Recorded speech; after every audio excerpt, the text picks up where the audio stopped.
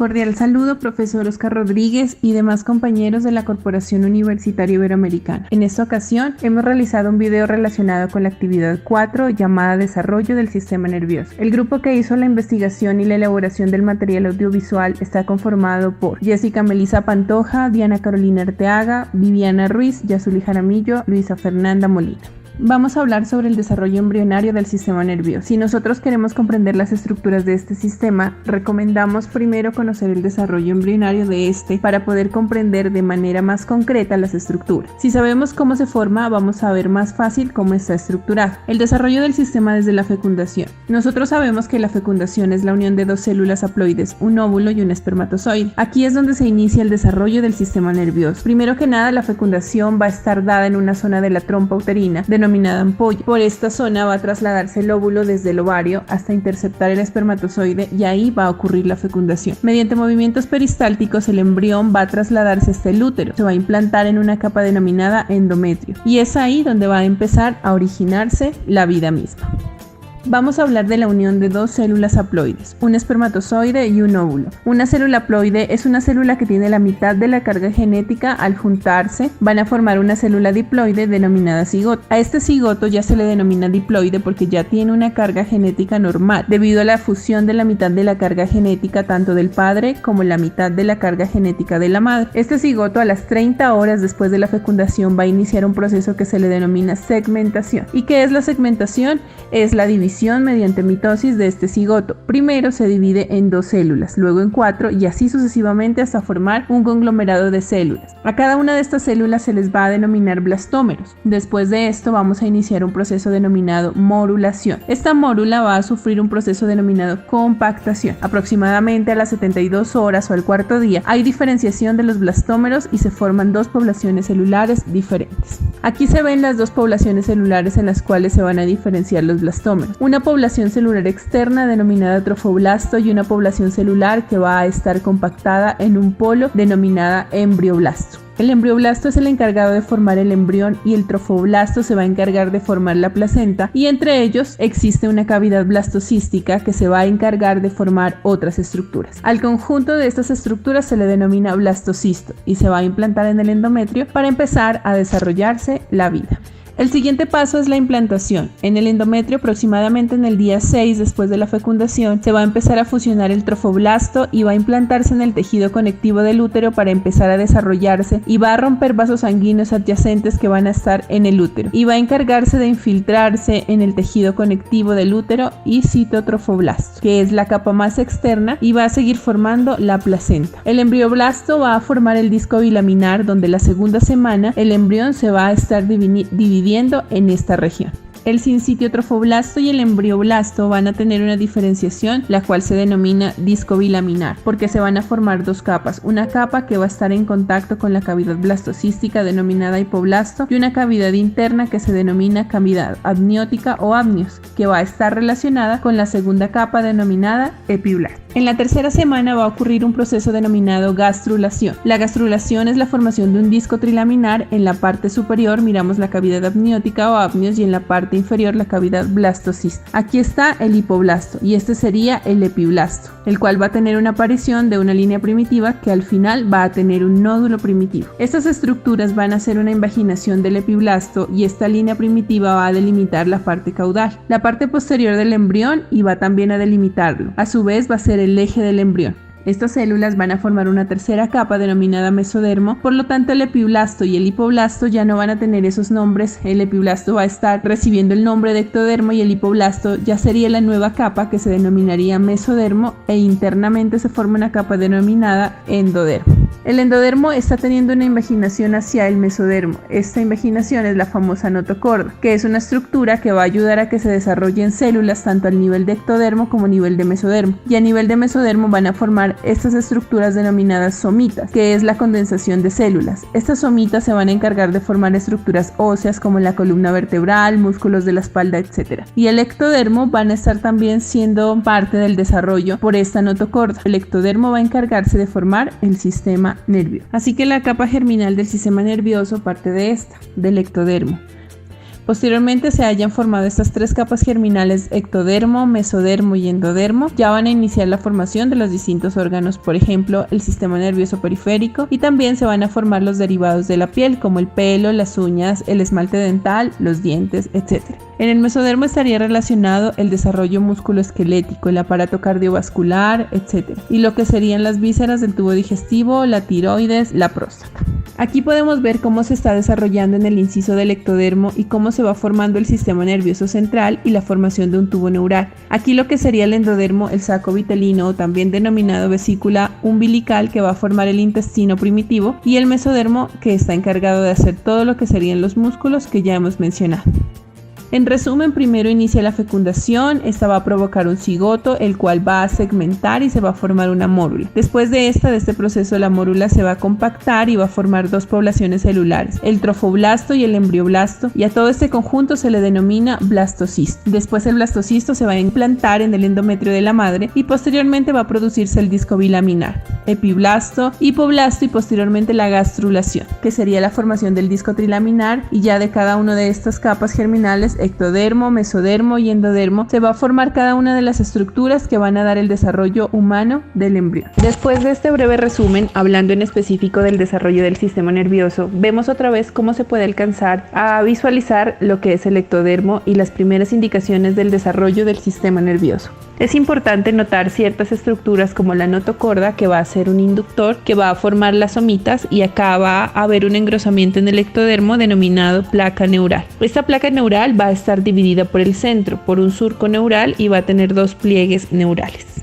La señalización. La notocorda va a producir unas moléculas señalizadoras para que puedan llegar a células externas o adyacentes, como las células del mesodermo o las del ectodermo, y que se pueda producir un estímulo. Una célula señalizadora va a producir moléculas señalizadoras que van a llegar a las células ectodérmicas, que van a formar la placa neural para que se pueda producir el engrosamiento y que se pueda a su vez producir la placa neural, los pliegues neurales y el surco neural. Las moléculas señalizadoras van a estar excretando cada una de las células de la notocorda, que van a ser de 3 tipos. Primero que nada, vamos a tener moléculas señalizadoras que van a ser miembros de la familia del factor de crecimiento transformador beta. Y por último, vamos a tener proteínas morfogenéticas óseas, abreviadas también como BMP. Cada una de estas moléculas señalizadoras van a inducir en la placa neural la formación de los neuroblastos. Los neuroblastos van a ser las células que en un futuro van a formar las neuronas que nosotros ya sabemos. La neurona, que es la unidad funcional de lo que es el sistema nervioso. Ahora, entendiendo todo esto, cómo se forma la placa neural debido a la notocorda, vamos a ver un proceso denominado neurulación, que es la formación de la placa neural que, como sabemos, se forma debido a la notocorda y el tubo neural.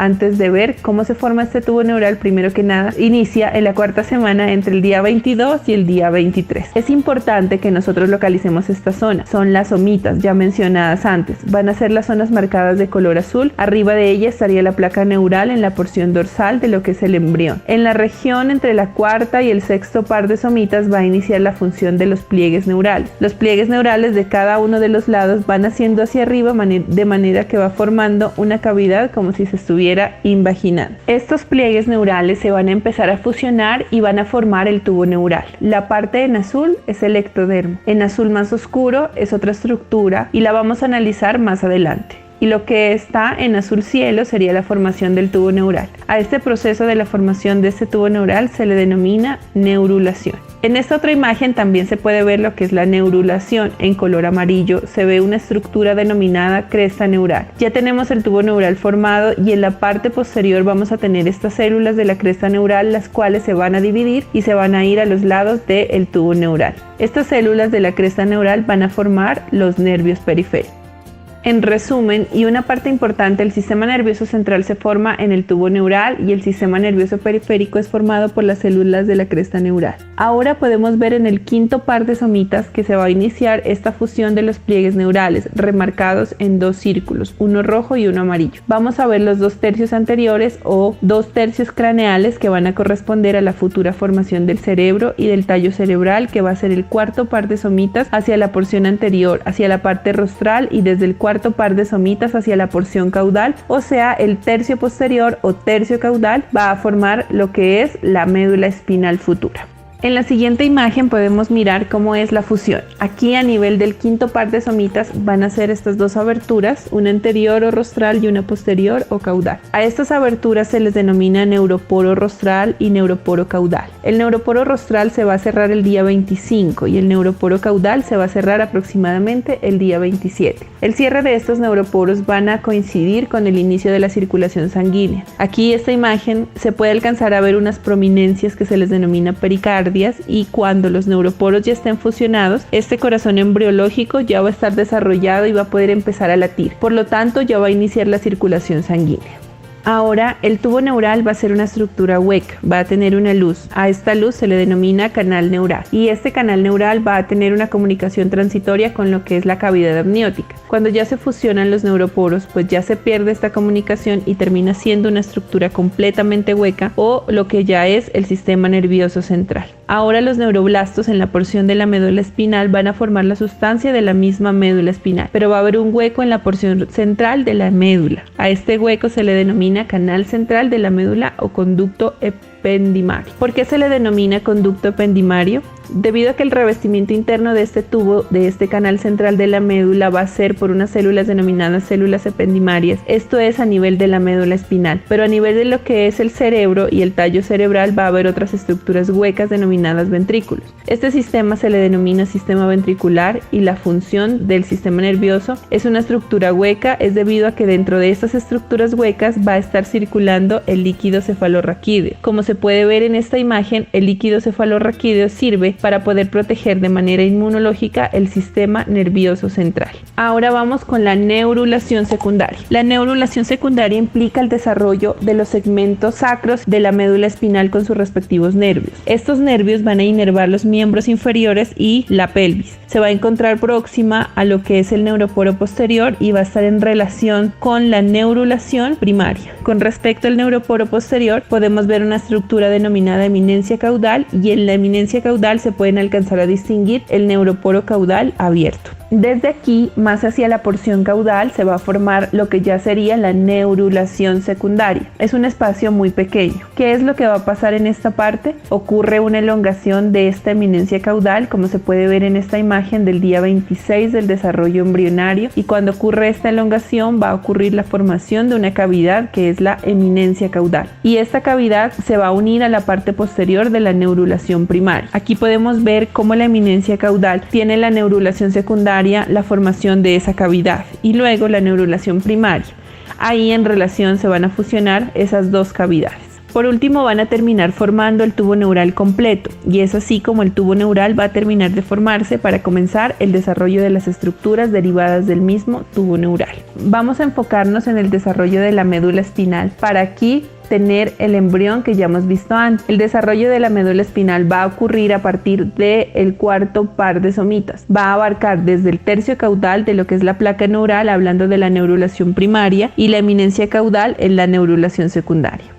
Esta sección va a abarcar el desarrollo de la médula espinal. Si nosotros hacemos un corte a este nivel, podemos alcanzar a distinguir estas estructuras. La luz del tubo neural denominada canal neural, la región anterior del tubo neural y la región posterior divididas en dos tipos diferentes de azul, debido a que vamos a derivar diferentes estructuras a partir de la región anterior y la región posterior. También vamos a tener lo que son los primordios de los ganglios espinales, estos que fueron derivados a partir de lo que es la cresta neural. Ahora esto es una imagen del tubo neural en el día 23 del desarrollo embrionario. Si nosotros hacemos un zoom a este nivel en lo que es la pared del tubo neural, vamos a alcanzar a distinguir estas estructuras. Primero que nada, la pared del tubo neural va a estar formada por unas células neuropiteliales dispuestas en una composición en un neuroepitelio cilíndrico pseudoestratificado. Vamos a alcanzar a distinguir una membrana limitante interna que está relacionada con el canal neural, lo que es la luz del tubo neural, y una membrana limitante externa que va a estar en relación con lo que es el mesenquima, que es el tejido del organismo embrionario. Si nosotros nos fijamos bien lo que serían las células neuroepiteliales, podemos alcanzar a ver que estas van a tener una composición en tres zonas. Una zona ventricular que va a ser interna, que va a estar en relación con la membrana limitante interna y la luz del tubo neural. una zona intermedia y una zona marginal más externa, la que va a estar en relación con lo que es el mesenquim. En la zona ventricular vamos a encontrar división celular. Aquí se van a ir produciendo múltiples células. En la zona intermedia vamos a encontrar los cuerpos celulares de las células producidas en la zona ventricular, y en la zona marginal vamos a encontrar proyecciones de las células que vamos a tener en la zona intermedia. A esta zona marginal en un futuro ya va a ser la sustancia blanca. Ahora, hablando en específico de la zona ventricular, también es denominada capa ependimaria. Como se puede ver aquí, se están produciendo células. Remarcando aquí, se puede alcanzar a distinguir esta zona. ¿Qué células se producen en la capa ependimaria? Se van a producir dos tipos de células, las neuronas y las células de la macroglía, que son familia de las neuroglías. Ahora, ¿a qué me refiero con neuroglía y microglía? Ya hemos hablado de las neuronas, que son las células principales de lo que es el sistema nervioso, pero la neuroglía va a ser otro tipo de célula que también va a estar en el sistema nervioso. ¿Qué es la neuroglía? Se define como neuroglía a las células no conductoras que están en contacto con las neuronas para protegerlas, aislarlas y proveerlas de un sostén metabólico. Además, vamos a tener dos tipos de células de la neuroglía central y la neuroglía periférica, respectivamente del sistema nervioso central, encéfalo, médula espinal y todos los nervios periféricos. Vamos a hablar exclusivamente de la neuroglía central.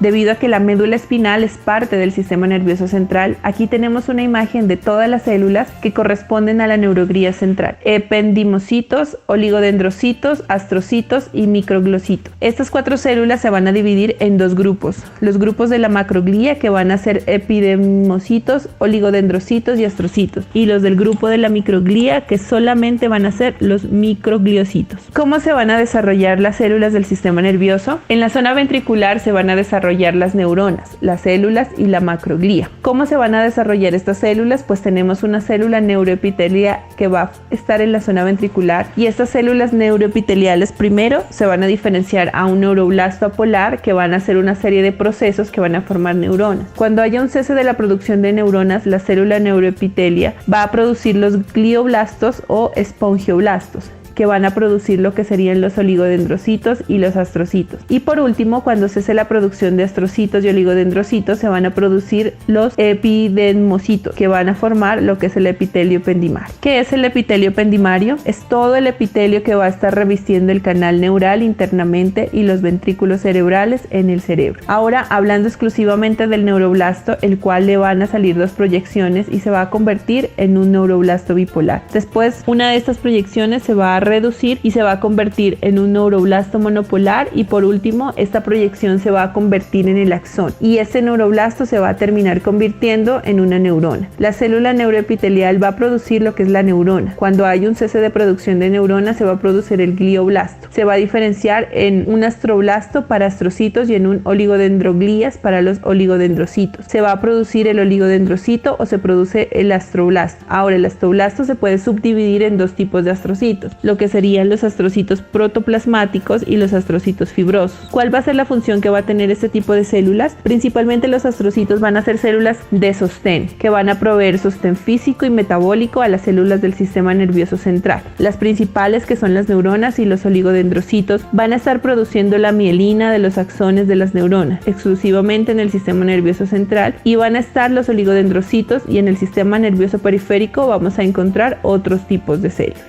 Por último, vamos a tener que cuando hay un cese de la producción de astrocitos y oligodendrocitos, vamos a ver que las células neuroepiteliales van a diferenciarse a epidemiocitos, los cuales van a formar el epitelio de revestimiento de la médula espinal y el encéfalo de los ventrículos cerebrales, y se van a producir neuronas y las células de la macroglía. Recordemos, esto es en la zona ventricular o zona ependimaria. Para que se produzcan estas otras células neuroepiteliales, va a haber una vía de señalización de la Sonic-Hedgehog. Ya habíamos hablado de ella anteriormente. Esta vía de señalización va a activar dentro de la célula neuroepitelial unos factores de transcripción denominados factores de transcripción HIP, los cuales van a permitir la diferenciación a neuroblastos, espongioblastos o a epidemocitos. ¿Cómo se forma la microglía? Esta se va a formar fuera del tubo neural. Se va a formar en las células del mesenquim. las células microgliales van a estar teniendo diferentes actividades fagocíticas. Van a poder comerse agentes extraños como bacterias, virus, hongos, etc. Pueden comer cualquier clase de microorganismos, por lo tanto van a pertenecer al sistema inmune. En etapas del desarrollo fetal van a alcanzar los vasos sanguíneos. Cuando nosotros ya crecemos, estas células se van a desarrollar en la médula ósea y van a formar parte de la población de las células fagocitarias mononucleares. Ahora, el desarrollo de la médula espinal. Ya vimos cómo se desarrolla en las células que componen el tubo neural, pero ahora vamos a ver cómo se componen las estructuras que van a estar dentro de la médula espinal. Tenemos las tres zonas de lo que sería el tubo neural. En la zona ventricular se van a estar produciendo las células y en la zona intermedia van a estar los cuerpos celulares. A estas dos zonas les corresponde una zona denominada sustancia gris y por último la zona marginal. Van a ser prolongaciones como los axones de las neuronas y van a tener un color menos denso. A esta zona se la va a denominar como sustancia blanca. Aquí vamos a distinguir el tubo neural. Va a tener una región de techo y una región de base. Van a ir engrosando las paredes y la región de la placa y del techo se van a ir haciendo más pequeñas conforme al desarrollo. La zona ventricular y la zona intermedia van a adquirir un color más denso. La sustancia gris y la zona marginal va a ser la sustancia blanca porque son las prolongaciones. Aquí vemos que ya están dispuestas las zonas en unas distintas estructuras. Primero que nada, vamos a ver la aparición de un surco limitante en lo que sería la zona ventricular, una cierta forma de escotadura bilateral en los dos lados que va a dividir en anterior y posterior o dorsal y ventral. En la parte dorsal vamos a encontrar la placa del techo que ya va a ser muy delgada porque ya se engrosaron las paredes y la placa del suelo que también va a ser delgada. Vamos a encontrar dos núcleos formados, uno en la parte anterior o ventral y otros dos en la parte posterior o dorsal. Las placas basales que van a ser bilaterales y las placas alares. Estas dos van a estar relacionadas con estructuras que van a corresponder a aferente y eferente. Aferente es todo lo que viene desde afuera y va a ser sensitivo. Eferente es todo lo que va a salir desde nosotros y va a ser motor. Y vamos a tener lo que sería la zona marginal, las prolongaciones de estas células que van a formar lo que es la sustancia blanca. Aquí vamos a tener neuroblastos motores eferentes. En la placa basal van a salir estímulos que van a llegar a un cierto lugar a producir un estímulo motor, como por ejemplo mover un brazo, hacer que se mueva una pierna. Todos estos van a ser estímulos voluntarios. Aquí se va a estar formando un ganglio dorsal.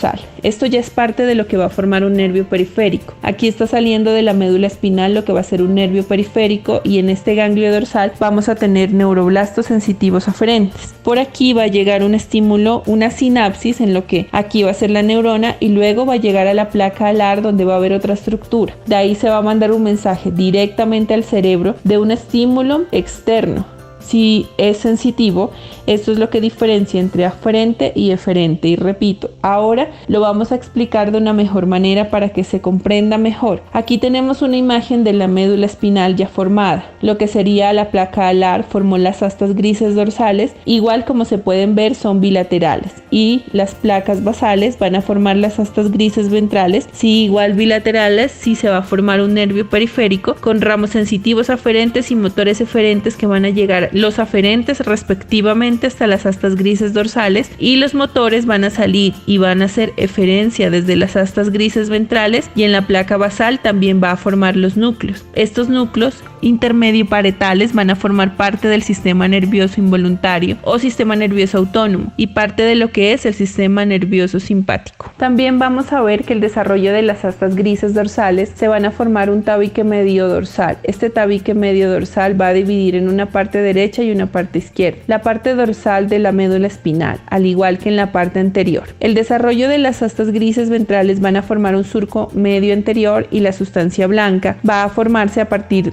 de lo que antes era la zona marginal y la sustancia gris. A su vez va a corresponder a todo lo que eran antes las placas alar y basal, que en este caso ya va a ser una sustancia gris central en forma de H que va a estar compuesta por astas posteriores o dorsales, astas anteriores o ventrales y núcleos intermedio laterales. Esta sustancia gris va a estar en toda la médula espinal y por último vamos a tener en el centro de la médula espinal lo que antes era el canal neural, que ahora va a ser un pequeño canal central de la médula espinal. Este canal central de la médula espinal va a continuar superiormente con estas cavidades que se encuentran en el encéfalo. Estas cavidades se les denomina ventrículos cerebrales. Vamos a hablar de lo que era aferente y eferente. Primero, aferente sensitiva, todo estímulo estímulo que venga desde afuera. Supongamos si alguien a mí me golpea o me toca o me habla, va a producir un estímulo en un nervio. Si va a entrar el estímulo por el nervio, va a llegar por la rama posterior, va a hacer sinapsis en las neuronas y de aquí del ganglio espinal van a llegar a lo que sería el asta posterior y van a subir hasta el cerebro para que esta información se codifique. Y ahora entendamos un poco mejor qué es eferente o motor. Es todo estímulo que sale del cerebro. Supongamos yo quiero mover mi mano, se envía un estímulo desde el cerebro hasta la zona de la médula espinal donde se controle mi mano. Se sale por la parte anterior y llega hasta los músculos de mi mano para que produzca la acción de moverla. Hasta aquí, profesor, compañeros, lo que podemos hablar a manera general y en algunos casos específica de lo que sería el desarrollo del sistema nervioso central. Muchísimas gracias por su atención.